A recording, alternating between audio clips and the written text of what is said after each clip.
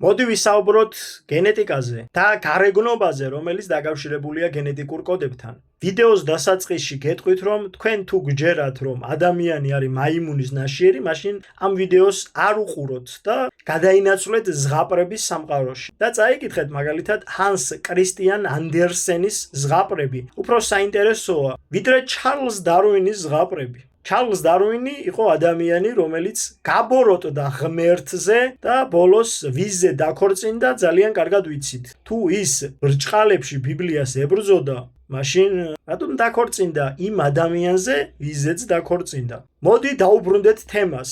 ქამიტები არიან შავკანიანები, გიგანტები და მათ აქვთ ერთ-ერთი ვერსიით წითური თმა.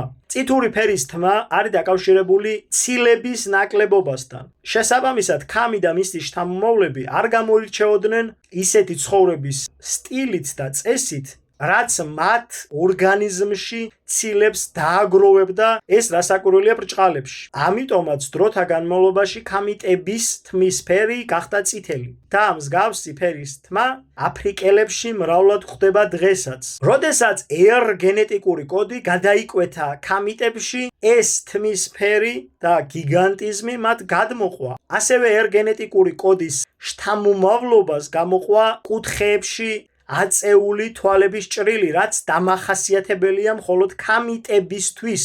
დიახ, ქამიტების თვალები შიდა მიმართულებით არის დახრილი. სემიტების გარე მიმართულებითაა დახრილი, ხოლო იაფეტის ხაზის თვალები არის სწორი. ერთი ბოლო და მეორე ბოლო შეერთებულია ერთმანეთთან სწორად. ანუ, ვინც გადაიკვეთა ქამიტებში, ცილის ნაკლებობა მათ გენეტიკურად გადმოყვათ. შესაბამისად, წითელი თმა, გიგანტიზმი და კანის ფერი გენეტიკური კოდის მატარებელ ხალხს ჰქონდა და ეს ყველაფერი მერე სამთაობაში შეიცვალა. ერთი გენეტიკური კოდის მატარებელი ადამიანები საწყის ეტაპზე იყვნენ წითურები, იყვნენ შავკანიანები და იყვნენ მაღლები. ერთი გენეტიკური კოდი შემდეგ დროთა განმავლობაში გადაიკვეთა იაფეტურ ხაზთან. ამიტომ 3 ან 4 თაობაში მათი კანისფერი გაღიავდა და სიმაღლე ოდნავ შემცირდა. ამიტომაც არის მათი კანისფერი ღია. იაფეტის შთამომავლებს გვაქვს კვეთრად ღია ფერის კანი. ეს ყველაფერი დაკავშირებულია იმ ამბავთან, რომ იაფეტური ხაზის წარმოადგენლები ცხოვრობდით და ვცხოვრობთ კვეთრად ჩრდილოეთით, ანუ ეგრეთ წოდებულ ცივ კლიმატში. გენეტიკური კოდი როცა გადმოდის ამ ცივ კლიმატში და ქორწინდება იაფეტური ხაზის წარმოადგენელ ადამიანებზე, მათი გარეგნობა შეიცვალა, მაგრამ არა რადიკალურად. მათ გიგანტიზმი დარჩათ.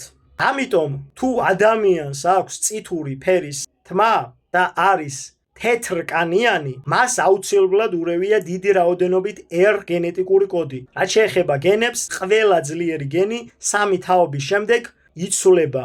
ეს არის სიმართლე და ვისაც მაიმუნის გჯერათ, გაგიმარჯვოთ ღმერთმა, მაგრამ თქვენ ნამდვილად ცდებით. უფალმა გაგახაროთ და გაგაძლიეროთ, უფალმა კეთილ გზაზე გატაროთ მუდამ.